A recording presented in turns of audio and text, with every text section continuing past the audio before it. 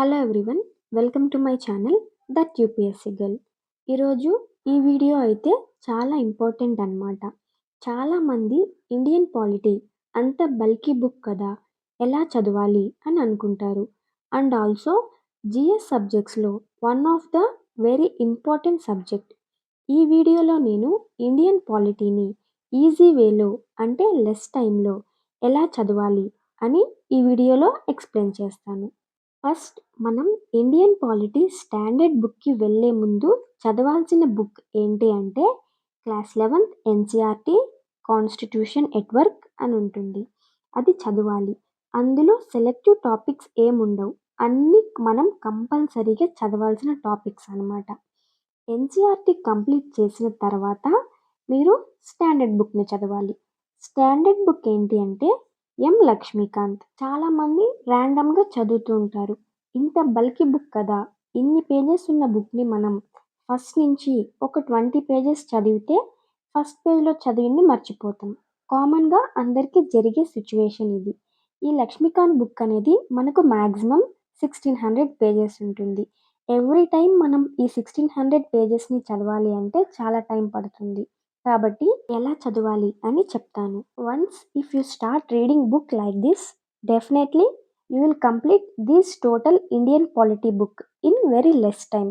Less time in the sense it's not in hours but in days compare to normal reading. నేను ఎలా చెప్తానో అలా చదివితే 4 to 5 days are 10 daysలో మీరు complete చేయొచ్చు. First మనం ఏ బుక్ తీసుకున్నా చాప్టర్ 1 నుంచి చదువుతాం. But coming to Indian polity, first chapter చదివారు అంటే ఖచ్చితంగా బుక్ను అయితే క్లోజ్ చేసేస్తారు. ఎందుకు అంటే ఫస్ట్లో మనకు అసలు ఏమీ అర్థం కాదు. మనకు ఇండియన్ పాలిటీలో మొత్తం 11 పార్ట్స్ ఉంటాయి. ఈ 11 పార్ట్స్ని చదివే విధానం మనకు తెలిస్తే ఈజీగా కంప్లీట్ చేయొచ్చు. First part constitutional framework, last part working of the constitution. ఈ 11 పార్ట్స్ని నేను చెప్పినట్టు చదవండి. డెఫినెట్గా ఇండియన్ పాలిటీని లెస్ టైంలో కంప్లీట్ చేస్తారు. ఫస్ట్ పార్ట్ 1ని చదవద్దు. ఫస్ట్ మనము part 3 central government, part 4 state government, ఈ 2 పార్ట్స్ని ప్యారలల్గా చదవాలి. సెంట్రల్ గవర్నమెంట్లో ప్రెసిడెంట్ చదివితే స్టేట్ గవర్నమెంట్లో గవర్నర్ చదవాలి. సెంట్రల్ గవర్నమెంట్లో ప్రైమ్ మినిస్టర్ చదివితే స్టేట్ గవర్నమెంట్లో చీఫ్ మినిస్టర్ గురించి చదవాలి. Central council of ministers, state council of ministers అన్నీ సేమ్ ఉంటాయి. సెంట్రల్ గవర్నమెంట్లో సుప్రీంకోర్టు ఉంటే స్టేట్ గవర్నమెంట్లో హైకోర్టు ఉంటుంది. ఇలాగా సెంట్రల్ గవర్నమెంట్ని, స్టేట్ గవర్నమెంట్ని ప్యారలల్గా చదవాలి. మనకు సెంట్రల్ గవర్నమెంట్లో, స్టేట్ గవర్నమెంట్లో ఆల్మోస్ట్ 80% సేమ్ ఉంటుంది. కాబట్టి ఈజీగా కంప్లీట్ అవుతుంది ఇలా మనం ప్యారలల్గా చదివితే. అండ్ మనం తక్కువ టైంలో కూడా కంప్లీట్ చేయొచ్చు. నేను చెప్పేటప్పుడు లక్ష్మీకాంత్ బుక్ ఉంటే దగ్గర పెట్టుకొని నోట్ చేసుకోండి ఆర్ మార్క్ చేసుకోండి. మేబీ చాలామందికి తెలిసి ఉండొచ్చు, కానీ తెలియని వాళ్ళ కోసం ఈ వీడియో చేస్తున్నాను. పార్ట్ 3 అండ్ 4 కంప్లీట్ అయ్యాక పార్ట్ 5 లోకల్ గవర్నమెంట్ చదవండి. ఈజీగా కంప్లీట్ అయిపోతుంది. లోకల్ గవర్నమెంట్ కంప్లీట్ చేసిన తర్వాత చిన్న చిన్న topics like union territories, political dimensions, other constitutional dimensions, ఇలా చిన్న చిన్న టాపిక్స్ని చదవండి. నెక్స్ట్ పార్ట్ 2 చదవండి. సిస్టమ్ ఆఫ్ గవర్నమెంట్ అని ఉంటుంది. పార్ట్ 2 కంప్లీట్ అయ్యాక పార్ట్ 1లో fundamental rights, directive principles of state policies, fundamental duties, ఈ 3ని లైన్గా చదవండి.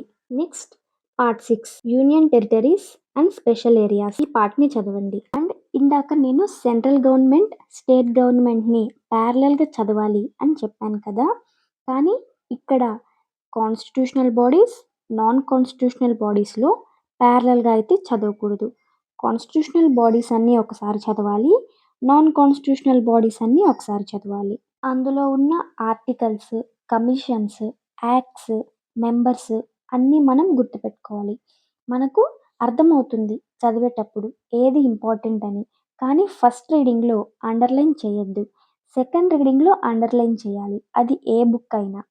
ఇలా కంప్లీట్ చేశాక పార్ట్ 1 హిస్టారికల్ బ్యాక్గ్రౌండ్కి రావాలి. పార్ట్ 1 హిస్టారికల్ బ్యాక్గ్రౌండ్లో historical background, making of constitution, slain features of constitution, preamble of constitution, union and it's territories, citizenship, amendments of constitution, basic structure of constitution. ఈ లెసన్స్ని complete చేయండి. అండ్ మోస్ట్ ఇంపార్టెంట్ ఆర్టికల్స్ని గుర్తుపెట్టుకోవాలి. Nowadays యూపీఎస్సిలో articles అడగడం చాలా బాగా trend అయిపోయింది.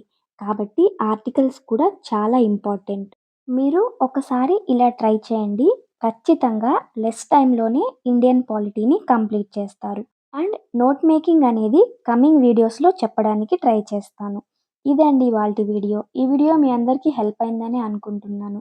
If మీ అందరికీ ఈ video help అయితే నా ఛానల్కి సబ్స్క్రైబ్ చేయండి, లైక్ చేయండి, షేర్ చేయండి అండ్ కమెంట్ కూడా చేయండి. థ్యాంక్ యూ అండి. Thank you for watching.